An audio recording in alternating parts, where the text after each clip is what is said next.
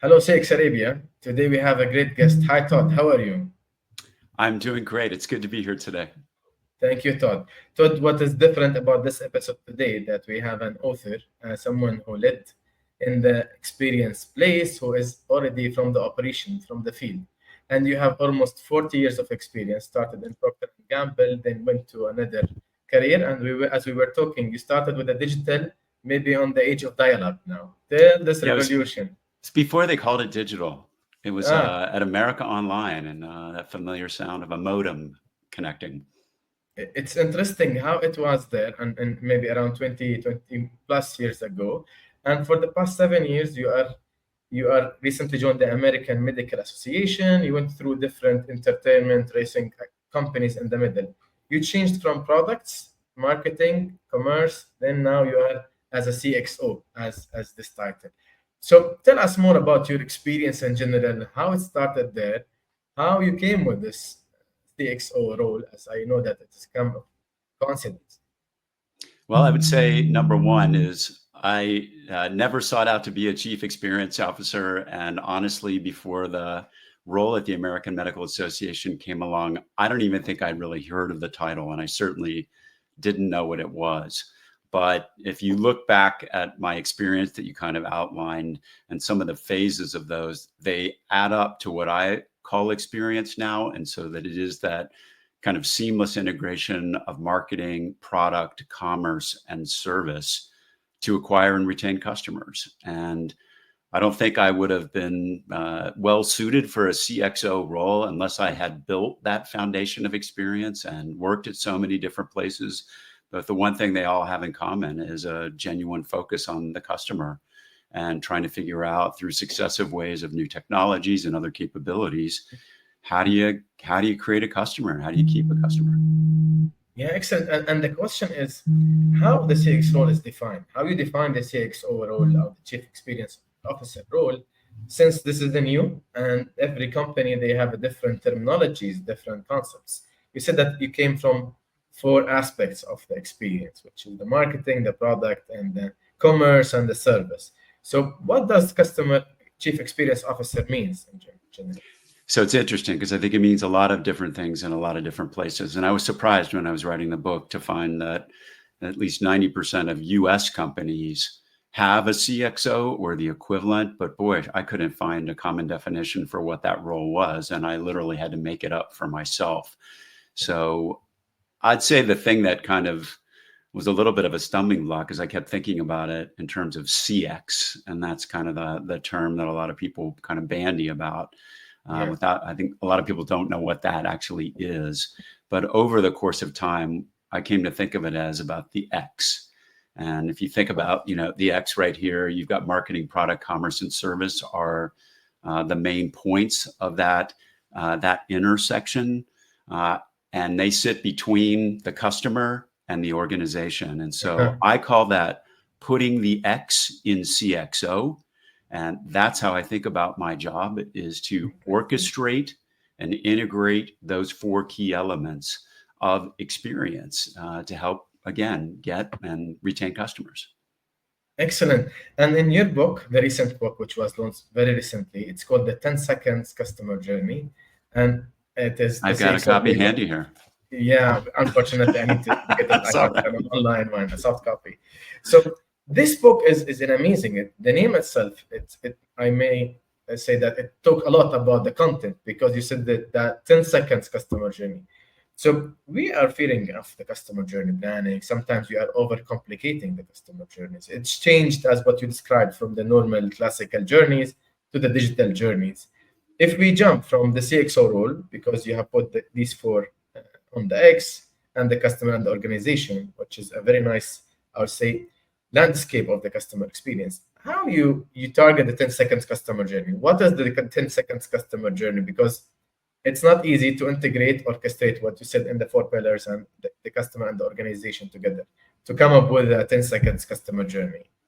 But I think it's best to start from the customer's point of view.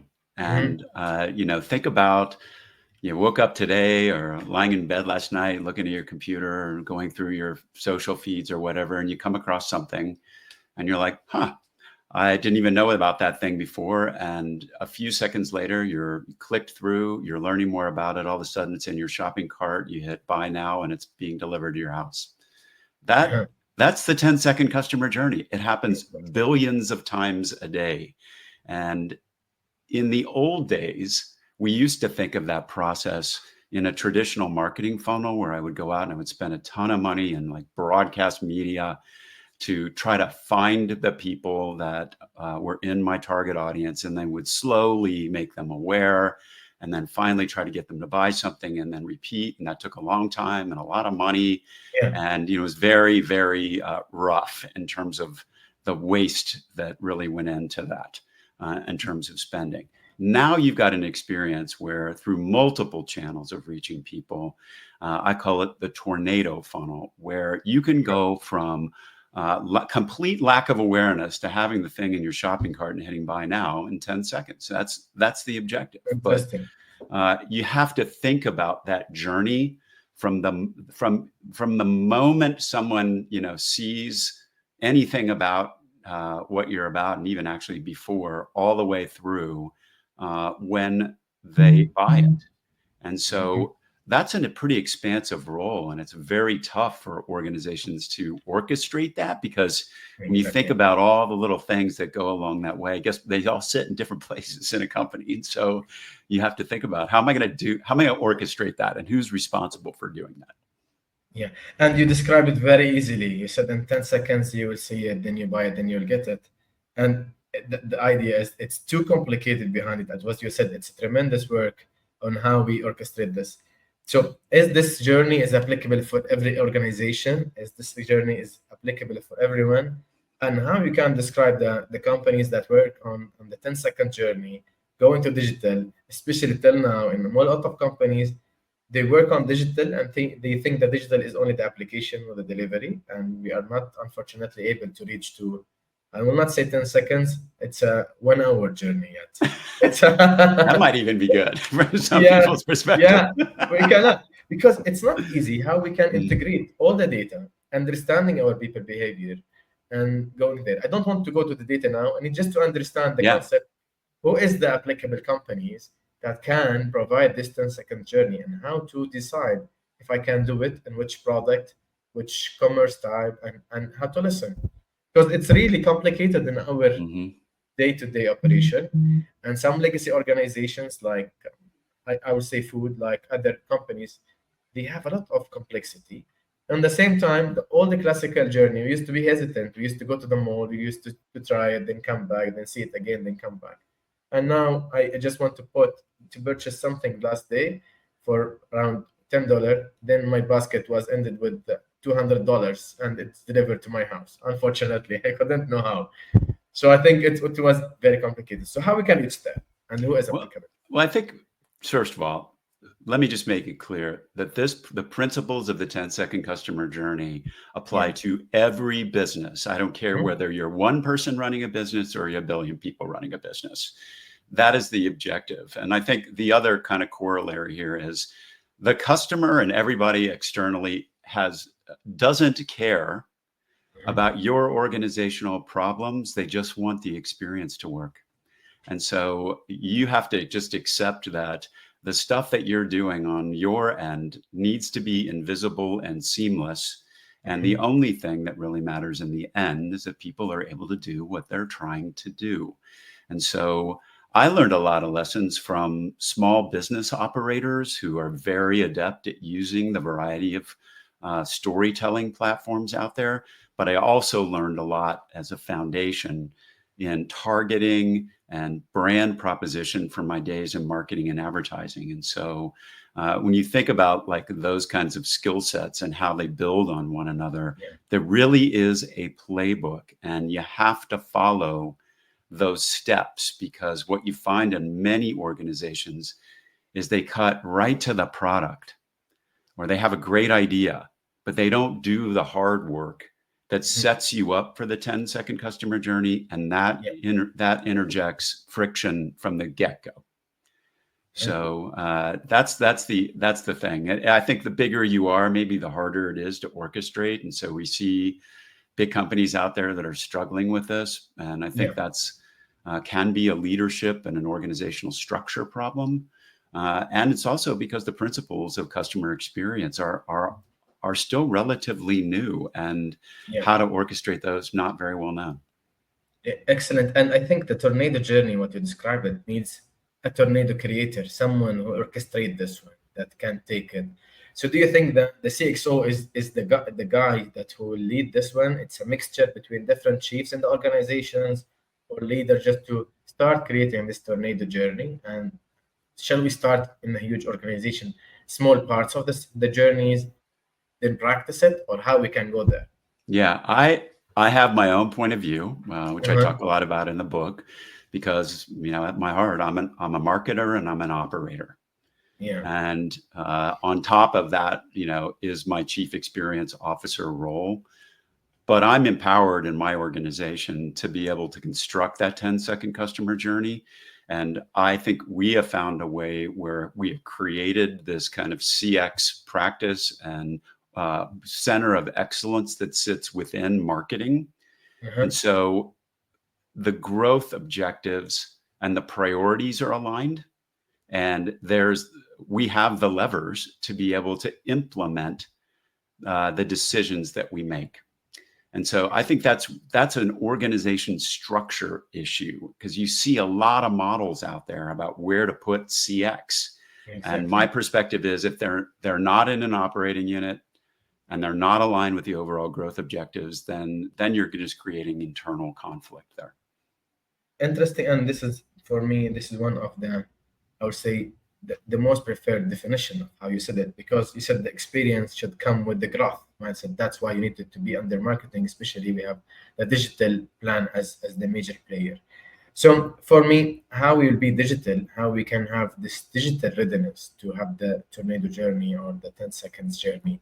This is important because today we have too many data, we have too many personas, and I think most of the companies, they have a lot of data, they are not using them, and they are focusing in the wrong direction of the data, which is what they have, not what is on social media, maybe. And I think you have a view on this one, because how to do this journey, how to attract people and define the personas with the right message to be there, it's really needed both digital and marketing.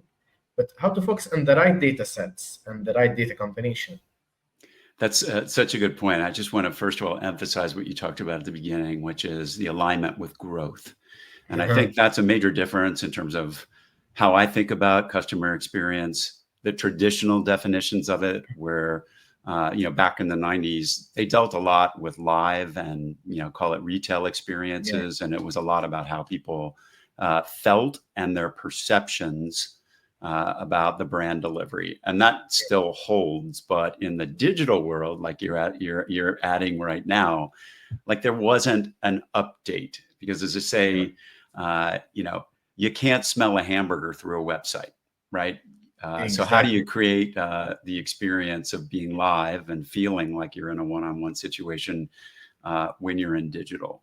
The key thing is, and again, I've been through so many waves of technology, and we're in the AI technology wave right now, is Yeah. not to center on the technology, but always to keep your eye on the customer and what they want, and then to employ those technologies to speed it along. So yeah, we're in a period where we have a ton of data, but Exactly. unless you do the hard work up front to harness that data, to zero in on what I like the word segment so much better than persona, Okay. because personas are often like imaginary and wishful thinking, whereas segments are defined by data and have a whole other set of behavioral, attitudinal, and product variables that let you pinpoint the kind of person that you are trying to find.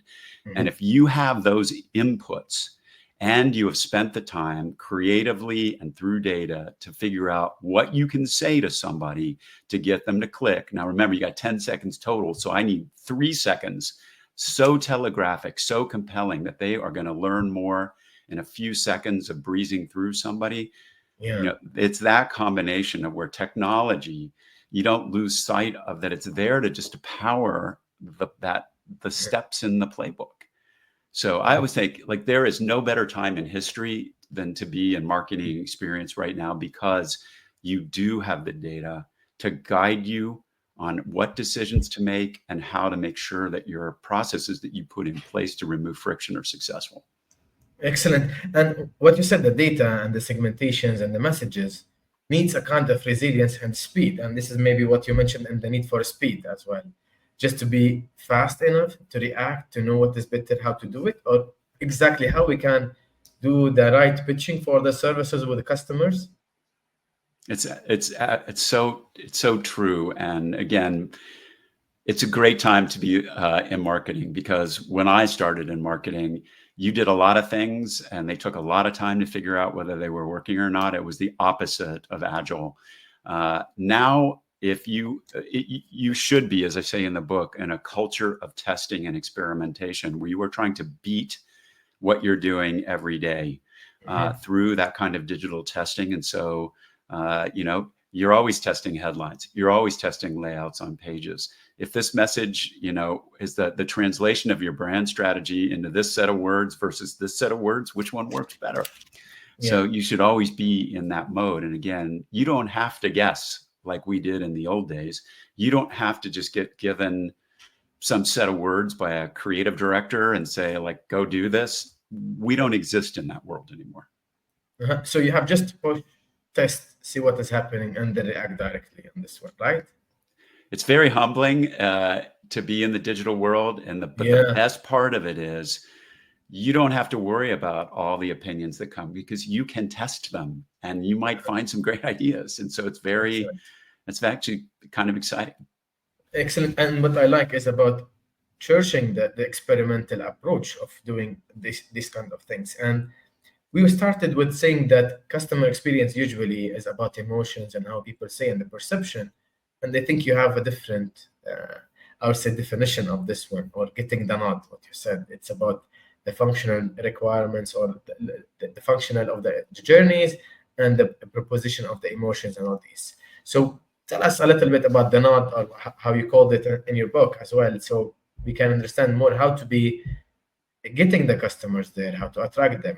Because I do believe people work on loyalty, while your approach is building the acquisition, the attraction, and getting the customer journey fascinating. And as a result will be the loyalty there. So you are not reactive as per what we are doing mostly in customer experience with a survey and these things. You are trying to be proactive to capture it all, right? That's right. And I think, when we look at how we employ CX in our organization, it's highly aligned with our growth strategy. And so, we look at everything that we're doing. Let's say we have an online educational platform and we want to, get more people, more customers for that platform, and we want them to use it more. Well, what stands in the way of doing that? Yeah. And so, there are parts along the way where you look and say, well, where are those points of frictions? Why aren't more people activating? Why aren't more people taking courses? Let's go dig deeper and figure that out. And what you usually find, and there's a person that has been a kind of pioneer in the CX space, Bruce Temkin. He says, like, a lot of these customer experience problems fall into these in-between spaces. And so, what we tend to find is very true, like that. He was our guest before in CX. Oh, he was? Okay, I did not know that. Yeah. So that's perfect. I learned a lot from him. And I just think that, what you find is, like, when you need to fix, let's say somebody's having a hard time logging in. Well, does that fit in the product group? Is that in the marketing group? Is that in the creative group? Is that in the IT? Like, it's not. It sits between those groups. And so you need some entity, some leadership to go in there and bring those people to the table together, focused around the customer and a very specific metric. And that's how I think very much about customer experience, because that's going to unleash, it's going to, eliminate friction and unlock growth. That's excellent. And what you are saying here, or how we eliminate the friction, understand the issues, that means we need to do a lot of analysis, heat mapping, and understanding the whole journey online, just to have the triggers, right? This is the way? It's very much so. So, the traditional work of customer experience in terms of understanding that journey, still, extremely important. And that thinking and way of thinking not necessarily organic to the rest of the organization. And so it's good for, my team will drop in and help other divisions of our organization think through what's happening. And some of those things are just not apparent to the kind of the naked eye, so to speak. And so that kind of journey mapping and understanding how to really analyze the process for where the problems are coming, and then to zero in on like the possibilities of how to fix them, because they can be complex. Excellent. And you have this break fix cycle, the break fix cycle. So how you are activating the break fix cycle? I think we explained a little bit about it now, and the approach is there is an approach for the break fix cycle, right? Absolutely. And when I started at the AMA, one of the units in my team is customer service. We have a fabulous customer service team.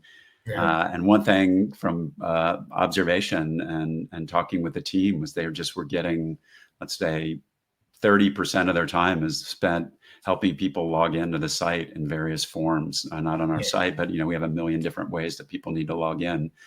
And they were really good at helping people log in. It did involve like weird things like clear your cache and other things that would just really annoy somebody if they were trying to use the product. But I said to the person that eventually became our CX director, why don't we try to fix the problem instead of just fixing one-on-one every time somebody calls in, and free up 30% of our resources so that we can spend that time on customer experience. And so it's one of those things where you got to fix the root problem, and then you can switch your orientation away from break fix cycles, which, you're just treading water at that point, to freeing up time to improve customer experience and eliminate the problem altogether before it even happens. And so that is going to result in growth.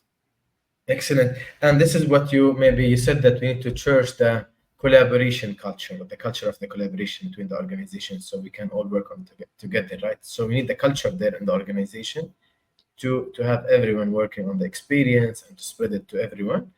How we can build that culture, how we can reach to the culture. As I saw that you have 50% now of the companies working with the customer experience, directly or indirectly, right? Yeah. One thing I'll just say, just like I learned a long time ago when I was a chief digital officer, not to go around talking about digital transformation to everybody. It's how can I help you grow your business using the digital platforms? And it's the same thing for customer experience. So we don't run around trying to indoctrinate people on CX. They don't even understand what that is anyway, or have highfalutin ideas about customer experience. And we know you want to grow. Talk to us about the problems that you're having in unlocking that growth and where you think customers are getting hung up, and we're going to help you. So we've created these kind of win-win scenarios with multiple units across our organization. And through the process of fixing those problems, gained a following at the organizational level for what customer experience is. And then, a few years from now, we can talk about customer experience and CX. But to them, it just meant that they fixed their problems and they grew their businesses. So that's kind of what it's about. And amazing that you focus all the work on the growth mindset, how to grow the business, how to reach it. And this is, I think, one of the major matrices that business are looking for, the ROI, or on customer experience, the return on customer experience investment. So I see from all what you have, it's all reflecting there in the return on investment and the growth, right? Yeah, I might give you a piece of advice. At least this is my personal observation. And I think a lot of people are constantly trying to prove the ROI of their CX initiatives. Yeah. And here's what I found that's better. Build the CX initiatives into your growth plan. And if you're in marketing or whatever it is, where your source of operations is, and you don't need to talk to your CEO about the CX of the ROI of CX initiatives. They just want to know, are you going to hit your growth goals or not? Yeah. So I would say I find that tension in between, like, prove to me, doing this thing with your call center is going to pay out, or do that. I don't think that's the place where we need as much transparency.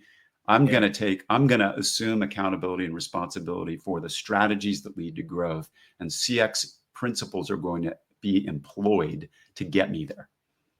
Interesting. And I need to talk about the matrices that you are using in general to measure the experience, because I know that from reading and seeing your podcast as well, that you focus on the effort score more than the NPS and the satisfaction. This is what you majorly have it. And this is very logical because it's a 10-second journey. So it should be effortless. I would say it's not really just the effort score. I mean, that is employed, and I think that's an important customer service measure. Like the thing you tried to do, how easy was it to do? I think that's a very important measure. And I'm not, knocking NPS per se, but we haven't used it for 30 years. And so I don't really have a track record, and I'm not going to get started now. What I really think has been the pivotal change for us is to move to basically a customer friction index. And it's very simple. It's how many problems have you experienced with a particular product over how many people are trying to use it. And that over time gives you a baseline score of how easy it is for somebody to get done what they're trying to do. Now, the key thing is that numerator in that equation. How do you collect that information? So part of it is somebody calls or they email or chat or whatever and says, I got a problem. And so you can count those. But I think the biggest change is you can now employ software on your site.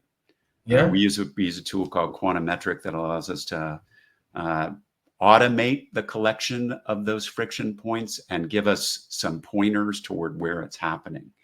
So the unfortunate side of that is we'll have a lot. Yeah, it goes up a lot. Like all these things you didn't know were like friction points, they're now being automatically collected. But why not know? And then at least be able to get a path to fixing it so much faster than if you wait for people to tell you there's a problem. And so very, very simple. And we've built dashboards for all our business units at the AMA to keep an eye on that measure. And that's to me has been extremely valuable. Interesting. I love the customer friction index. And it is a very interesting thing just to explore and to work on. Personally, I will work on it just to see it. I'm sure I will just get back. I will see the customer friction to have it. This is what I should highlight.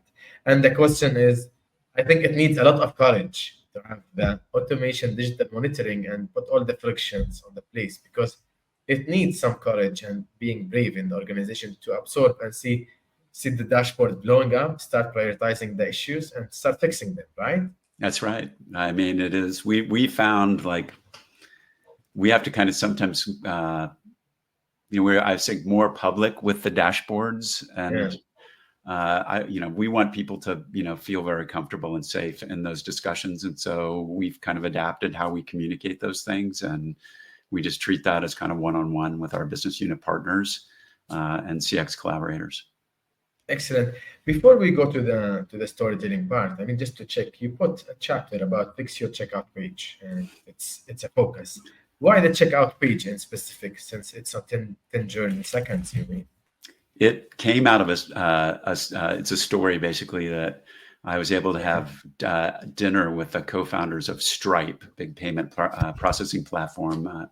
And I raised my hand. I'm like, I'm writing a book. Can you tell me, any advice on fixing friction? And one of the brothers that founded it said, fix your checkout page. I came right out, and he said, that's their whole business, is like optimizing the payment process and getting people to check out faster.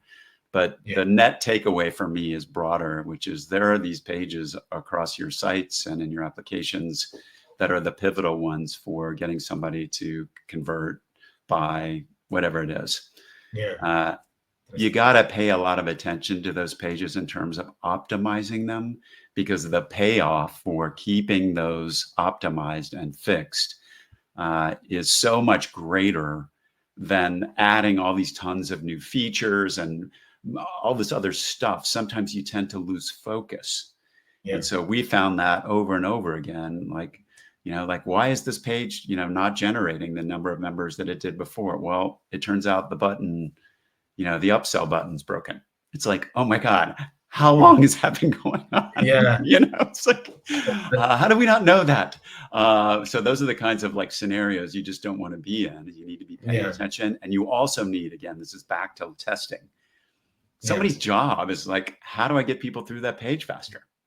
Exactly. And that's just kind of watching, learning, analyzing, testing all the time.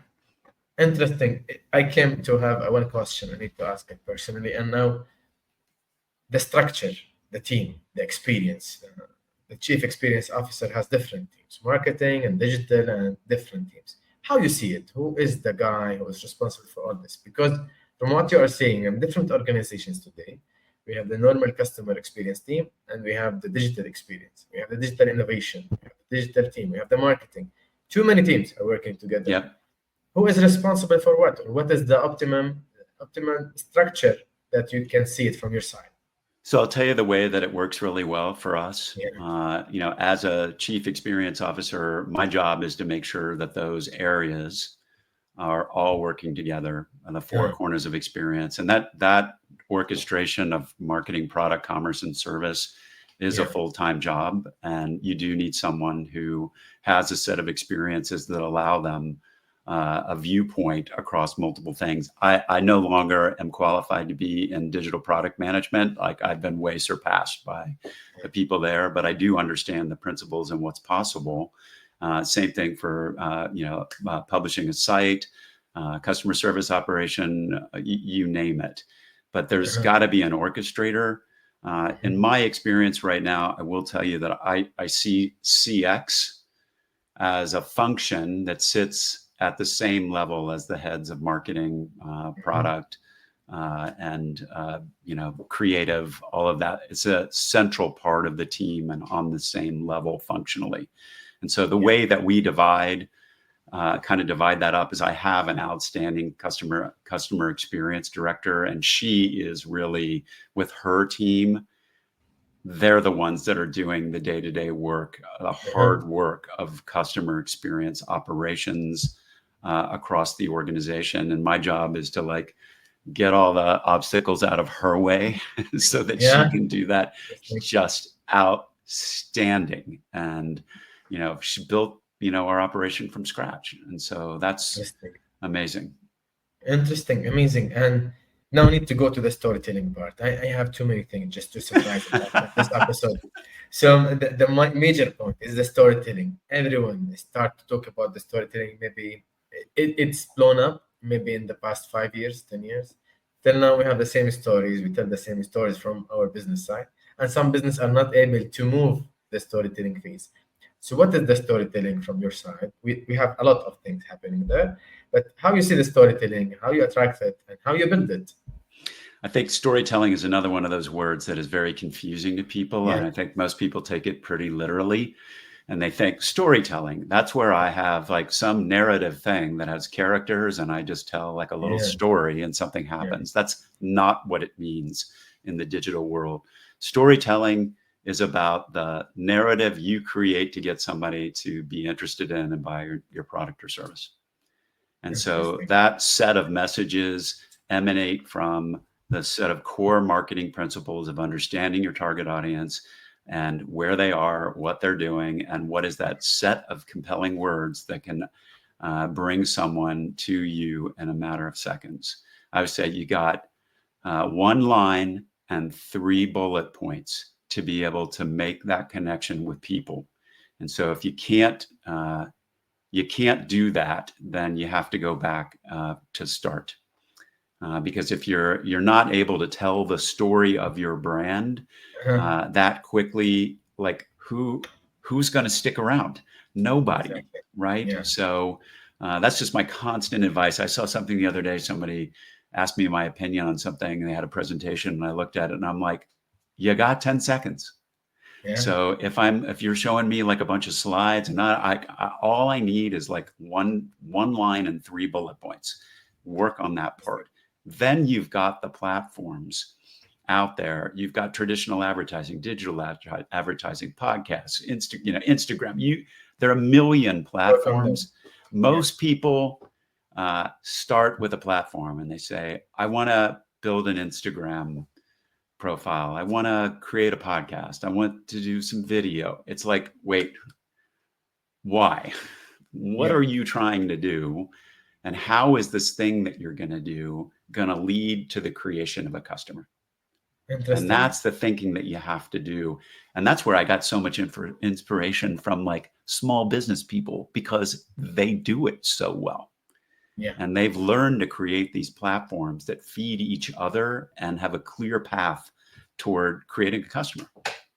Interesting. And I think all the companies should learn from small businesses on how to have the resilience to move on and to start building that, because it's not easy, but you need this orchestrator or the chief experience officer that will make them all believe in this, start on that one, right?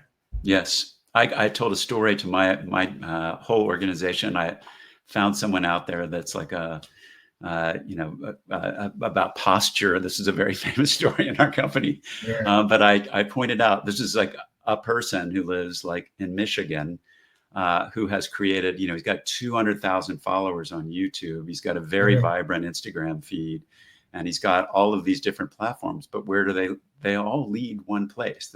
They promote him as an expert, and then they create clients for him, and online and and in person. And so that's the job.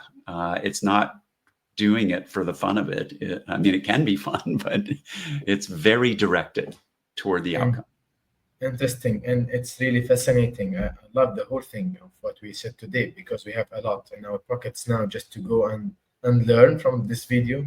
I'm sure the book, we need to go and check chapter by chapter. You have too many details there. Or you have descriptive comments in every part of it, and it's available in Amazon as well, that we can have it and as a soft copy or a hard copy as well, right?